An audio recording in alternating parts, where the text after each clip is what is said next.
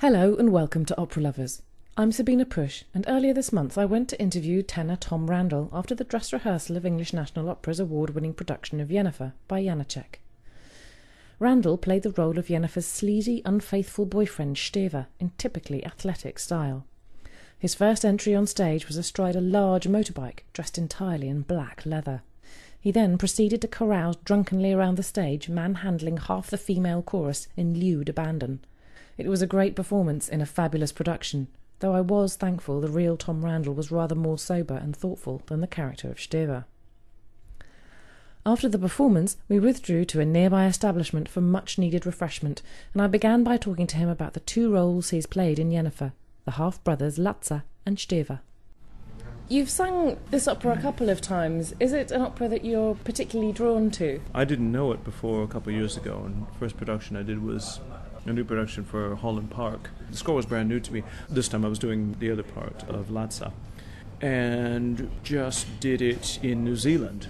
So yeah, I feel like I know the piece rather well and had good experiences with it, and continuing now. So this is a new challenge to not only do it in English, but to do another role in the piece too. So it's kind of nice to get that. You don't get that chance very often. Usually you do one opera, one role. You never see any other parts. I mean, I try to learn all the music, obviously. I'm not so myopic, but it's a unique experience to be able to sing another role in an opera, particularly an opera that you like very much. Well, how do you feel about singing it in English? You know, these arguments go long into the night over many, many bottles of Chianti, and you discuss the pros and cons, and there are good things about it and bad things about it. It makes perfect sense when you're asking somebody to sit through 3 hours of drama to follow a storyline in a language that is not their own. It suddenly becomes something completely different. You're not getting the benefit of the immediate impact of an Italian hearing the language in their own. Having said that, quite often the translations that are used resemble in no way, shape, or form the kind of English that we use on a day-to-day basis. So there are problems with this translation as well. In the main, it's okay. You deal with it. I think the main problem, when you hear singers singing in English and you perhaps don't quite understand what they're saying or they don't feel comfortable, it's because they're simply not embracing their own language. I think if you are going to sing in English, you have to make that commitment and use all the diphthongs and all the funny vowels and all the funny shadings that you don't have in the Latin-based, pure Italian, French, Spanish, whatever, and really embrace it. And at the end of the day, good diction is good singing. So that's what I try to do. I actually thought it worked particularly well in English because the drama is so strong. I think it, in a way, really helped the drama that it was in English. One of the great things about Janacek as a composer and his choice of texts is that they are so direct. There's no messing around. They just pretty much go for the jugular most of the time, and perhaps that suits this particular translation. Well, I found Jenufa very interesting because although it's obviously a period piece, the psychologies of the people, the characters in Jenufa are actually quite subtle, aren't they? They're very subtly drawn, I thought. For all of the massive musical gestures that there are. I mean, look at this opera. It's teenage pregnancy. It's all of the things that blight the pages of any newspaper now.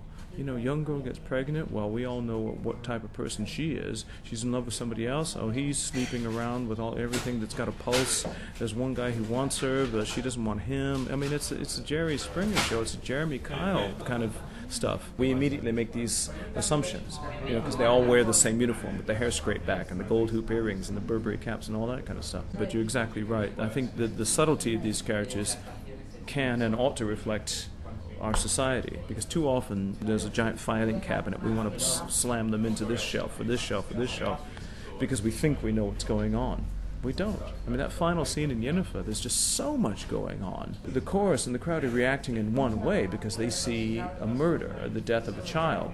But as monstrous an act as she has committed, her motivation is essentially pure. And that's why Jenufa is able to find this tremendous reserve to forgive her, or at least not forgive her, but just to say, you know what, I think you believe that you were doing the right thing. Now I'm going to have to deal with it. Latza's thinking, my God, I was all ready to sort of take on her and take on this baby that wasn't mine, and now I don't have to do that, but now I've got to deal with something entirely different. And poor Steva is sitting around going, Jesus Christ, okay, I didn't want that baby. baby, but it's also killed. I mean, his baby has been murdered too. So, wow, there's just all this stuff flying back and forth and all these subtle layers of emotion being propped up by this massive romantic score going on underneath. So it's a story that you feel like can go on and on and on and on. It certainly stays with you, I think. It certainly stays with me. You strike me as a very kind of athletic performer. Is that quite important to you, to be quite physical on the stage? I tend to either be cast in parts where it requires that kind of physicality, or more often than not, I start improvising and messing around in rehearsals, and then the dramaturg or whoever is in charge of the production writes it down in the book in ink. You know, if I happen to be feeling frisky and I do a backflip just before I sing a note, then that becomes the staging, if you know what I mean. And so it's my own fault. I don't have to pick up as many women as I do. And sorry, that sounds really bad. I don't have to do probably half the things I do. But I suppose in a way I like to try and push myself. You know, it's like riding a motorcycle. You don't know how fast you can go until you fall off. And so it is nice to be able to go as far as you can go in rehearsal. If the music is suffering, or the tone quality and all that kind of stuff, if you're out of gas and out of breath after 3 bars of music, well then okay, you know, maybe I won't do a triple somersault, you know, I'll only do a double or something like that. So I like to see how far I can go. What's behind it, I think, if I'm honest, is that I have a real problem, and I suppose maybe a phobia, I should say, of the whole stand and sing nature of opera, the whole, you know, what they say, park and bark. I mean, I can think of maybe about 10 singers in the history of this art form that can really get away with it. You know, you didn't expect Pavarotti to do anything other than stand and unleash that instrument. And you weren't feeling like you were getting shortchanged. But for the rest of us mere mortals, I think a little bit of acting goes a long way. Do you think it helps your singing to be more athletic in that way? Well, I don't know. Because, I mean, in some ways it's a moot point because I've never done anything else. I mean, it's interesting when, you know, you rehearse, and then suddenly you've got a Sitzprobe or something like that, where you just stand there and sing, and it's all about, let's just make sure we've got the right tempo, the right phrasing, the right this and that. It's a purely musical rehearsal. And those rehearsals are really, really fascinating for me because I think, oh, this is really easy. You know, maybe I should do. It's really a lot easier to kind of stand rather than stand on my hands, you know, or hang from my thumbs or from my ankle upside down. I mean, I'm exaggerating, but you know, it is. I always find it fascinating, even after 20 odd years in this business, how the Sitzprobe suddenly becomes something else entirely. It becomes just an exercise in, okay, Tom, stop moving, just stand still and sing. It teaches me a lot. But again, I think my nature is one of moving and trying to express as much as I can. And invariably, that means using this shape that I've been born with to try and convey the character. You've done a lot of different music, all the way from Handel right up to the newest operas.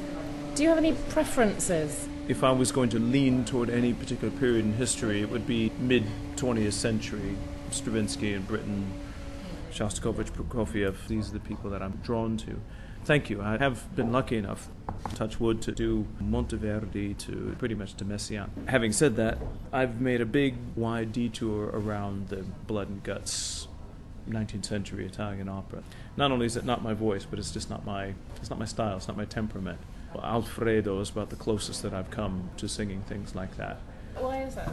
Well, there are just too many cats out there who want to do it. If you're lacking the real desire. I mean, I think when I was studying singing, I sort of had a bash at all the Lucias and things like that, and was screaming high notes and all that kind of stuff. But I think that kind of temperament is born, not made.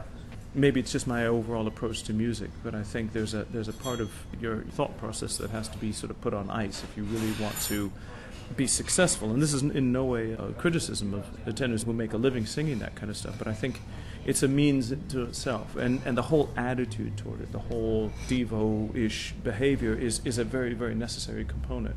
You really have to think only of yourself, only of your voice. All of the cliches about the type of tenor that it takes to be really successful singing Manrico, and roles like that, is true. You've just got to push everything aside and worry about that high B flat every night. That's the only thing you can think of. And I admire that. I admire that kind of focus. But I guess that would never tick all of my boxes.